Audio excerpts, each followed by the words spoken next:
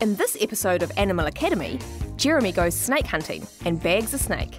Billy, the golden retriever, has lost a claw. Our vet Jeff has some advice. And we meet Michelle, who's fascinated by ferrets.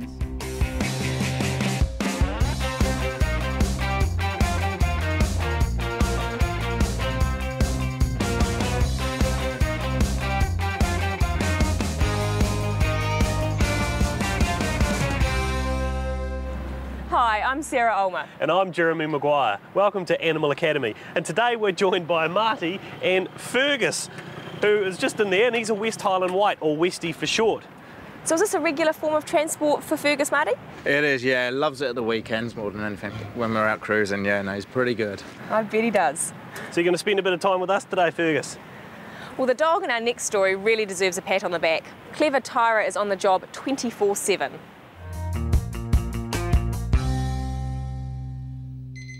Tyra is no ordinary dog. She's trained to help with a range of tasks, from preparing a meal to raising the alarm in an emergency. It takes 6 months of intensive work to train a dog like Tyra. It takes this long because she has a very important job. Tyra's my right arm now, and everywhere we go, she makes people aware that I don't hear very well. Good girl. I have no hearing on the right side at all, and I have very limited hearing on the left side. She's trained to alert me to the alarm clock, smoke alarm, the cooker timer, the doorbell. She'll come and let me know when the telephone rings and take me round to the telephone. Hi Tracy, can I call you back later? And she's just starting to get used to my cell phone for text messaging. Sometimes she'll come and get me and let me know that there's a text message. Tyra goes with Caroline wherever she goes, and it's obvious when she's working. Today, it's a trip to the library and the shops. When we're out, she has a special yellow jacket that she wears that has hearing dogs for deaf people wrote on it. So she doesn't go anywhere without that jacket on. But she knows when she has her coat on, she's not allowed to stop and do any sniffing anywhere. She's not allowed to go to the toilet anywhere. She makes people aware that I actually don't hear at all, that I'm not rude, it's just that I don't hear. As a working dog, Tyra is allowed in places other dogs wouldn't be. She has the same rights as the guide dogs have, so she can go anywhere at all. Hi Carolyn, how are you today? Good, how are you? Yeah, good, thank you. Good day today, isn't it? Beautiful day. A lot of the customers take a great deal of interest in seeing the wee dog, because a lot of people wonder what he's doing in here, and then they make regular contact with Carolyn. She's very popular. When I go out shopping, I have to allow myself an extra half an hour so she can chat to everybody. They're wonderful. Yeah, very good. It's not cheap to train a hearing dog. Each one costs over $20,000. Because the handlers rely on the dog's training has to be impeccable. But Tyra is worth every cent and more to Caroline. Since having Tyra, it's amazing how much difference it's made to me. It's made me feel comfortable about my disability, and I feel as though, well, I am just like everybody else. I don't hear, so Tyra does all my hearing for me. She lets me know when everything's happening. That makes her a very special dog, doesn't it? In Christchurch, Caroline is one of 7 people with hearing dogs. Good boy. And today, Caroline is attending a monthly meeting where they all meet up with their families. And of course, their dogs. Hi. Good to see you. Hello. There is no specific breed for a hearing dog. They are all SPCA or pound dogs. They are matched to a handler based on size and temperament. He does a great deal of work for me.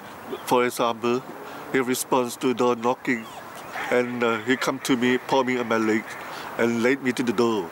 Chase, I love you, you know? Yeah, you know that? And I'm sure you love me too. In 6 months, Charlie will become even more important to Kate and her partner Chris. she's going to have a baby. I hope he will tell me when she's crying. All hearing dog handlers say their dogs are vital to their everyday life. She's been a great inspiration to me. She encourages me. She gives me confidence. She's there all the time, unconditional, and she just sits by me and makes me feel better. Tyra, you're such a good girl. Mummy loves you.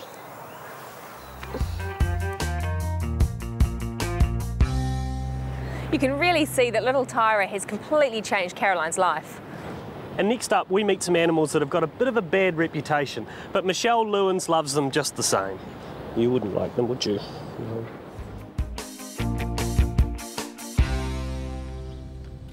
Michelle Lewins lives in the rural town of Cambridge, where for the past 10 years she has held a tightly monitored permit, allowing her to keep ferrets securely inside her home.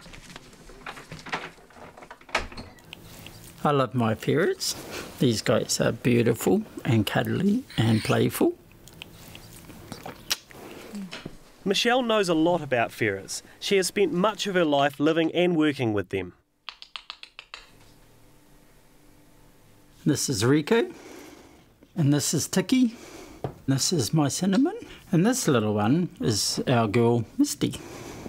I think they're misunderstood. They're portrayed as being vicious, nasty animals, and they're not really. They love unconditionally, and they're very, very lovable and full of character. Yeah. I started out getting a ferret as a pet over 10 years ago, and just been in love with them ever since. Michelle spends many hours looking after her ferrets. Actual time is probably a couple of hours a day. They have their own room. It's a queen-size room. I use shavings for their litter, and I clean water bowls, top up their biscuits and water, change the blankets if they need changing. The rest of the time they look after me. They keep me entertained. They make me laugh, keep me on my toes, and give me a reason to get up in the morning. Michelle does get a lot of enjoyment from her pets. She even dresses them up. I have quite a collection of little costumes for these guys. This is Griffin, the Mexican ferret, with his genuine Mexican sombrero. As well as her ferrets, Michelle has another much-loved companion. And this is Rue, the magpie. Hello, darling. Hello. Aware of the damage ferrets can do, Rue is kept safely out of reach. Ferrets are very clever. They're mischief with a capital M. They'll get into everything. They'll take pens and stuff like that. If you leave your cell phone around, then it's likely to wind up in a ferret corner. As well as keeping her mischievous pets, Michelle also takes in rescued wild ferrets. This is Mitchie. Mitchie is a feral ferret. She came to me about 6 months ago, was found in a garden in Matamata, and I have worked quite extensively with her, but she is still very skittish as a ferret and very nervous.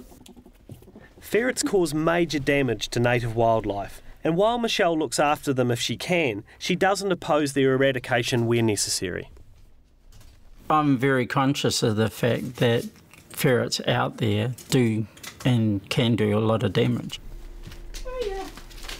In fact, ferrets have become such a dangerous pest to our environment that since 2003 it's illegal to breed or sell ferrets. I think the ban in itself is a proper action for the ones that are in the wild, and that will help protect our wildlife. Although she does love them, Michelle accepts that her ferret owning days are going to be limited. Sadly, the day will come when I don't have my ferrets, but I will have Rua. She's very intelligent and very friendly. She's beautiful. After the break, Jeff helps out Billy, the golden retriever who's lost a claw.